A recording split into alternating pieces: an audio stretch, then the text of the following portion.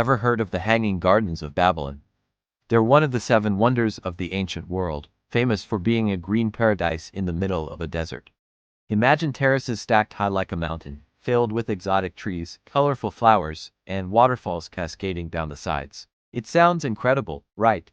But here's the twist. What if they never existed? At least, not where we think they did. For centuries, we've relied on descriptions from ancient Greek and Roman writers. They painted this amazing picture of a garden built by King Nebuchadnezzar II for his homesick wife, a true feat of engineering, with complex irrigation systems pumping water up from the Euphrates River to keep everything lush and alive.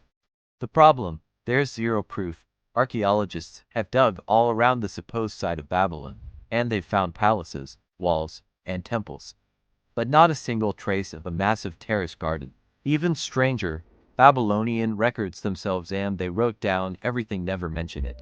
Not once. It's like finding a detailed biography of an astronaut that forgets to mention they went to the moon. So, what's going on? Historians have a few theories.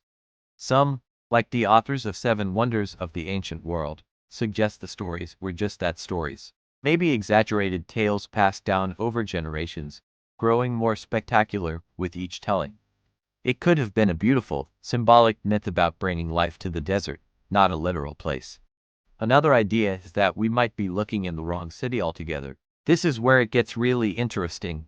One brilliant historian, Stephanie Dalley from Oxford University, spent years studying ancient texts and proposed a groundbreaking theory.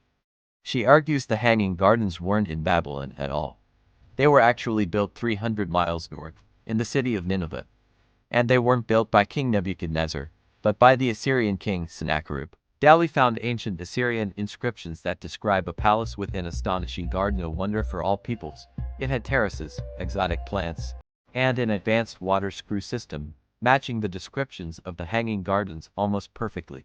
It seems the Greeks, writing about it hundreds of years later, might have just mixed up the details, confusing the mighty city of Babylon with its rival, Nineveh. So, was it a lost wonder, a beautiful myth, or a historical case of mistaken identity?